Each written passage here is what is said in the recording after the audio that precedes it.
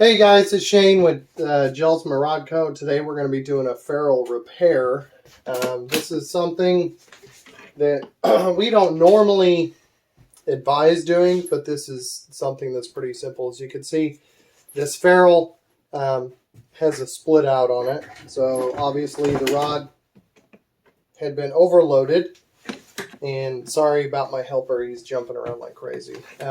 So the rod got overloaded, ferrule blew out, and what we're going to do is we have a e-glass tube that's cut to fit. It's relatively tight fitting. It's cut to length, and we're going to go over the top. But first we have to put this joint under compression. We're going to hit it with some really light grit sandpaper, and we're going to try to take the clear coat off the top.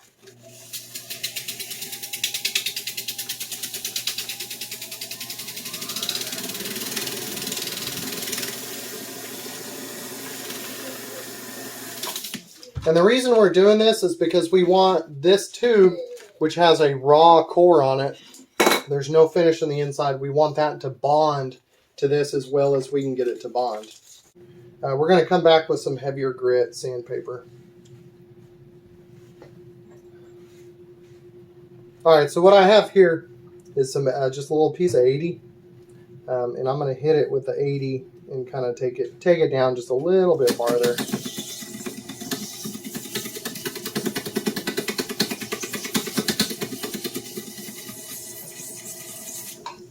What we're doing is we're actually making relatively deep scratches here. And those deep scratches are going to help the bonding. And then we're going to do that down on this side too.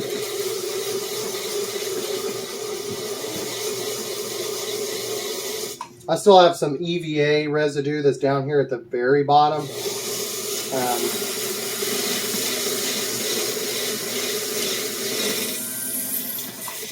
I may not be able to get rid of all of it, but that's fine. It's actually not anywhere to where the blank itself has started to crack. If you can see, this blank, not only the ferrule cracked, but the crack started going down pretty far. Alright, so we got everything prepped, everything's cleaned up. Our next step is we're actually going to put this underneath compression. Alright, so to tension this, what we want to do is we want to go ahead and insert our blank the full length. And get this set up. And what we're going to do is we're going to wrap size A on it.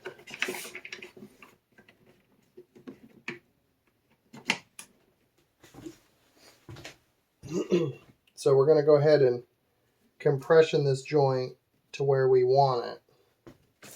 And now, moment of truth.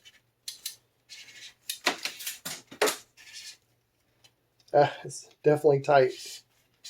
Maybe a little bit too tight.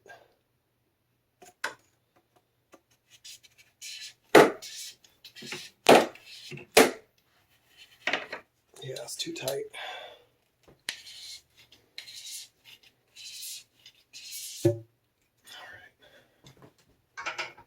So what we'll do is we'll take this off and then we'll back some thread down. So we're going to get ready for our epoxy. I like to keep my little extra dishes so I can do paste epoxy. But first thing we need to do is make a clean out so we don't get epoxy in the inside.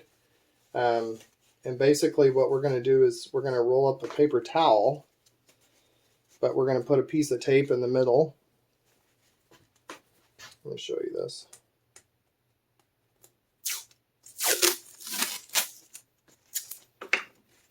Paper towel, piece of tape in the middle. If everything's going to go wrong, it's going to go wrong today. Alright, and we're just going to double it up like that. Okay? Just like that. And then we're going to roll this paper towel up as tight as you can because it's going to go inside of here.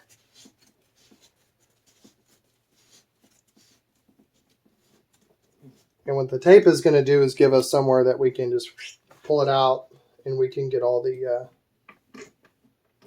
epoxy off. Reset this.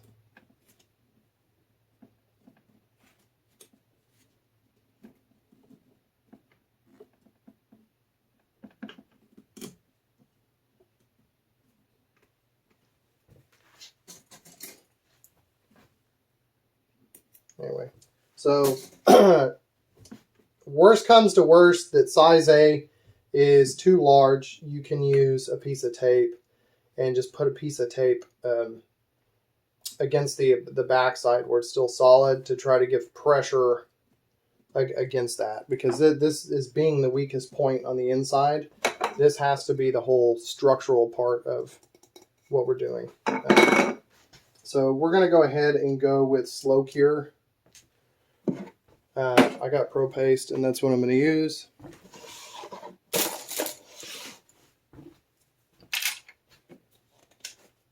So you're not really going to need a whole heck of a lot.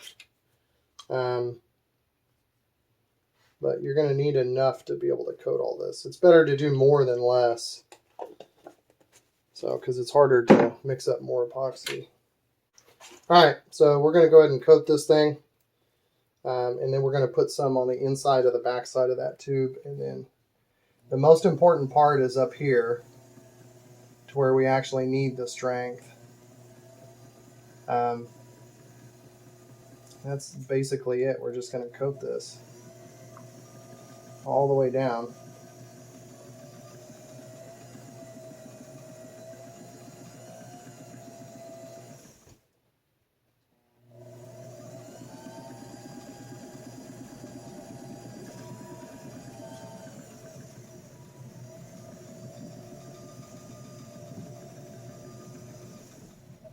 I'm going to leave like 1/2 of an inch, 3/4 of an inch uncoated at the very bottom. Then I'm going to take what I have left, and what I have left is just going to go inside of the sleeve that we have.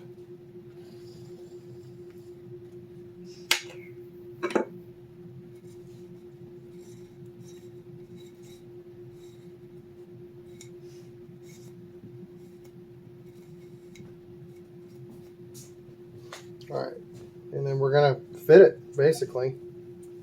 So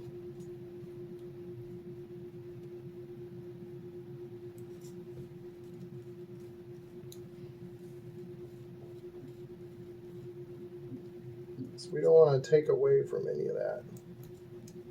So we try to spin it.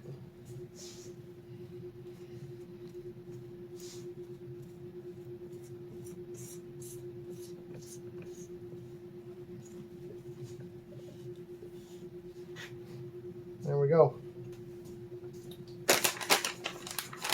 Our alcohol wipes.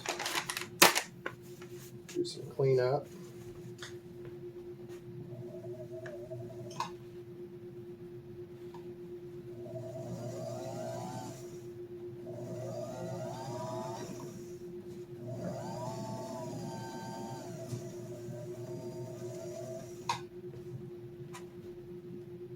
There we go, right there. Then we're just going to pull this out. Well, I'm not wearing gloves, but that's fine. I may have to get a pair of pliers on this. There.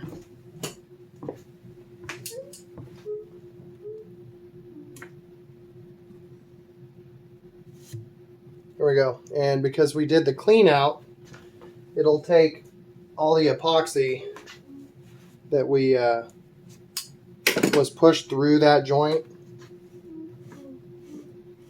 Go ahead and do all the cleanup we need.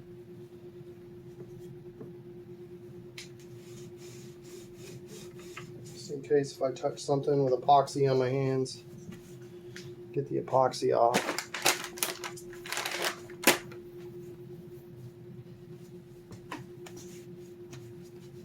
All right, and that's basically sleeving the bottom half. The only thing left to do is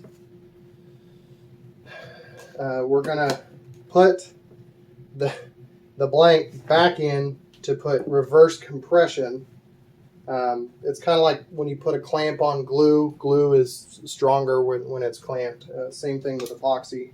So we're going to go ahead and do that. And when we come back, we'll be wrapping this with cord as our foregrip. So, all right.